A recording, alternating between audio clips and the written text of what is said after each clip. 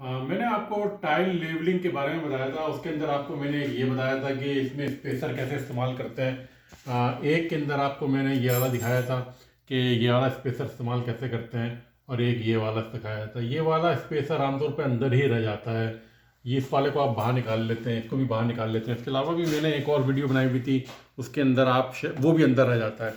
अब मैं जो आपको दिखा रहा हूँ वो है ये वाले स्पेसर।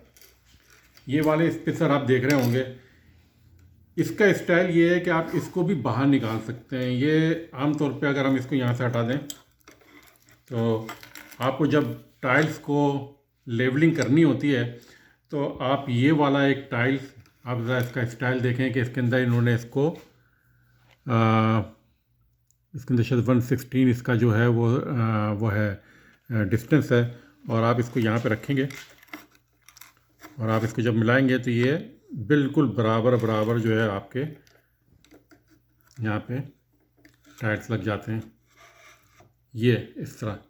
तो इसी तरह आप जैसे आप यहाँ पे देख रहे हैं यहाँ जगह नहीं बन रही, तो आप एक यहाँ पे भी रखेंगे, लगाएंगे, तो इस तरह ये इनके दरमियान में एक बिल्कुल बराबर गैप आ जाएगा। ये प्लास्टिक के बड़े सस्ते से होते हैं, क्योंकि ये काम अगर आप अपना ख़ुद करना चाहें तो घर पे आप कर सकते हैं, वरना दूसरे लोग तो आपसे हज़ारों रुपए ले लेंगे इसके।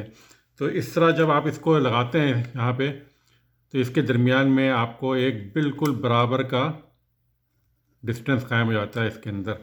तो आप ये देख रहे हैं कि अब ये जो है बिल्कुल हर टाइल के बराबर का जो डिस्टेंस है वो बिल्कुल बराबर है। इसको आप यहाँ लगा दें, ये भी बराबर हो गया। एक आप यहाँ लगा दें तो ये भी बराबर हो गया। जब आप इसके अंदर सीमेंट भर देंगे इनके दरमियान में, तो इसके बाद आप इसको इस तरह कर करके बिल्कुल बाहर निकाल दें, तो ये बाहर आ जाएंगे इस तरह, और आपके ये जो टाइल्स हैं ये बिल्कुल बराबर और लेवल होंगे। शुक्रिया।